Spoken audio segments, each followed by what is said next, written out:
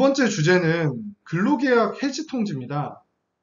보통은 순서가 이렇지 않아요. 알려드릴 때 보통은 근로조건, 이제 받아야 되는 임금은 어떻게 되며, 받아야 되는 근로시간은 어떻게 되며, 휴일은 어떻고 휴가는 어떤지, 이런 순서로 말씀을 드리고, 맨 마지막에 해고를 당했을 때, 혹은 계약 해지를 당했을 때 어떻게 해야 되는지.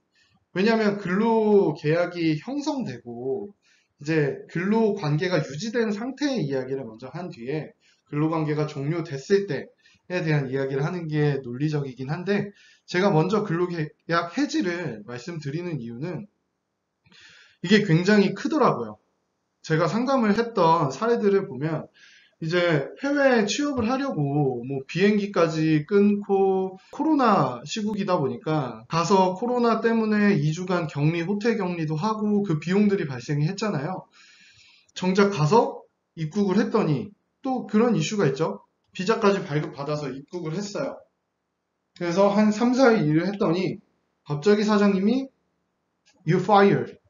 당신을 해고하겠다. 한 거예요. 그러면 계약 해지가 됐기 때문에 여권도 기간을 얼마 주지 않아요. 비자도. 귀국을 하게 되죠. 그래서 귀국을 했더니 이제 비행기 값이니 뭐 호텔 숙박비니 이런 것도 다 월급에서 공제하고 당신이 오히려 우리에게 줘야 될 비용은 이렇다 라고 통보를 받은 거예요.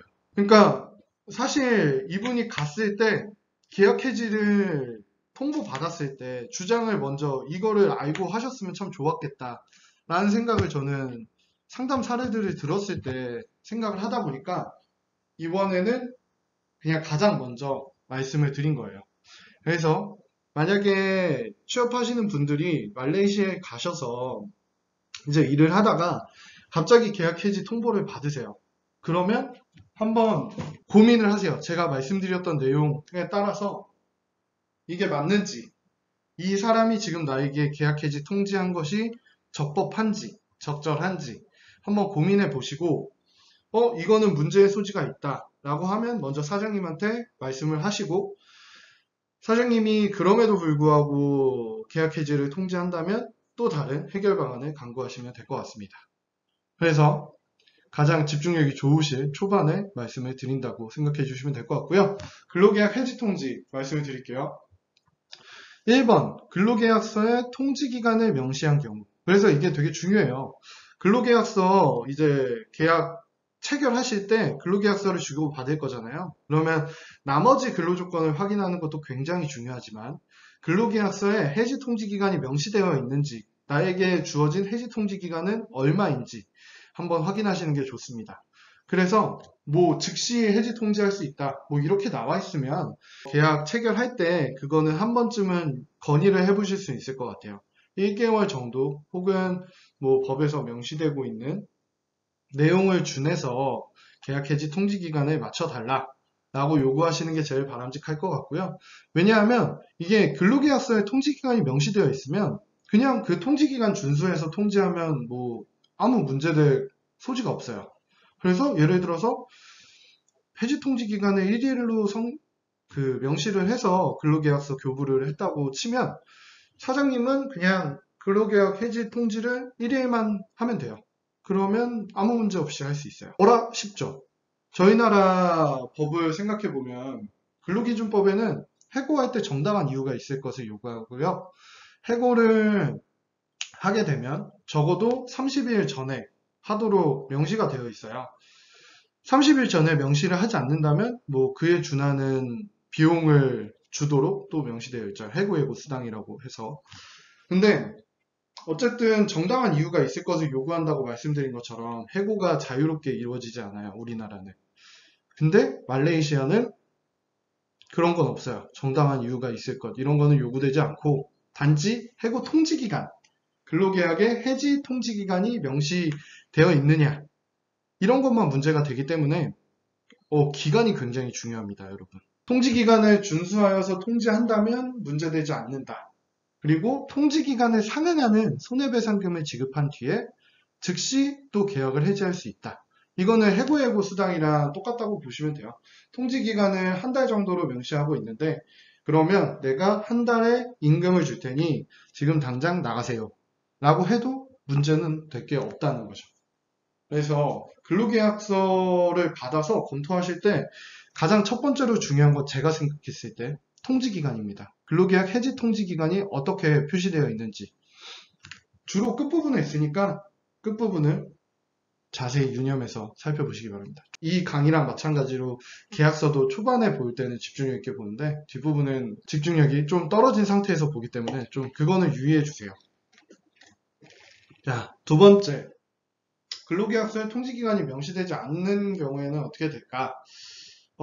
제가 상담한 사례들은 다 근로계약서를 받아본 상태에서 상담을 하다 보니까 알게 된 건데 근로계약서에 대부분 통지기간이 명시되어 있어요. 왜냐하면 이 법보다 더 짧은 통지기간을 넣기 위해서 명시하고 있는데 뭐 그럼에도 불구하고 명시되지 아니한 경우에는 법에 나와 있는 이 기간의 통지기간을 준수해 주셔야 돼요. 고용된 지 2년 미만인 경우에는 4주의 통지기간을 준수해 주셔야 되고 2년 이상, 5년 미만 고용된 경우에는 6주 전에 통지하도록 되어 있고요. 5년 이상 근무하고 있다 하면 8주의 통지기간을 준수해야 합니다. 그러면 반드시 통지를 해야만, 명시적으로 통지를 해야만 근로관계가 종료가 될까요? 또 그렇지는 않아요.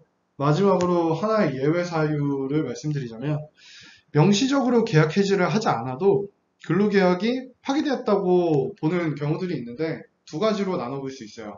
첫 번째는 사용자의 경우인데 사용자가 임금 지급 기간 후에 7일 이내 임금을 미지급하는 경우 이때는 뭐 근로자 입장에서는 이거 근로계약 파기됐다 라고 보셔도 무방합니다. 두 번째로 이거는 이제 취업하시는 분들이 좀 주의하셔야 되는데 직원이 고용주 사전 허가 없이 연속 2일 이상 결근한 경우 아파가지고 결근을 하게 됐어요. 근데 미처 연락을 못했어. 그래서 한 2, 3일이 지난 이후에 출근을 했는데 근로계약이 파기됐다고 사장님이 말을 할 수 있어요.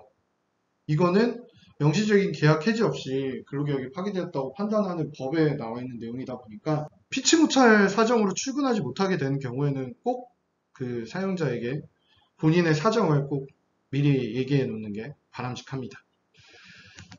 이 부분까지가 이제 근로계약 해지 통지에 주의해야 될 내용인데 다시 한번 말씀드리자면 근로계약서를 체결할 때 꼭 보세요. 근로계약서에 통지 기간이 명시되어 있는지 명시되어 있지 않다면은 뭐 이제 내가 2년까지만 다니면 4주 뭐 2년 넘으면 6주 이런 통지기간이 있구나 정도 생각하시면 되고 근로 통지기간이 명시되어 있는데 통지기간이 굉장히 짧다 하면 이제 이거 통지기간이 너무 짧은데 혹시 수정해 줄 수 있는지 한번 얘기를 해보고 그런 방안들을 미리 마련해 둔 뒤에 출국을 하시는 게 더 바람직해 보입니다.